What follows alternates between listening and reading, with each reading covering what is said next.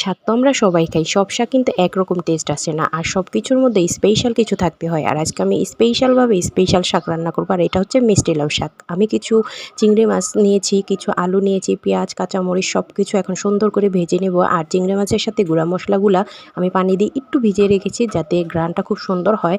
আর এই শাকটা রান্না করতে গেলে এই রেসিপিটা ফলো করলে রান্নাটা কিন্তু খুব মজা হবে। আমি জানি অনেকে অনেকভাবে রান্না করে খান।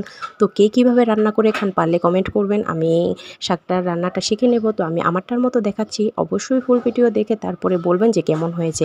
এখন সুন্দর করে সব কিছু কষিয়ে সুন্দর করে শাক ধুয়ে রাখা শাকগুলা আমি দিয়ে দিব। আর দেখেন কালারটা এত সুন্দর হয়েছে। আর শাকগুলা একদম কুচি ছিল, গাছ থেকে পেড়ে এনে শুধু কেটে আমি রান্নাটা বসিয়ে দিয়েছি। অনেক মজা হয়েছিল। অনেক রান্নার মানে স্বাদ এরকম পাইনি। তো আমি কুচি শাক দেখে আজকে চিংড়ি মাছ দিয়ে একটু ভুনা ভুনা করলাম। একদম ঝোলও না, একদম ভুনাও না।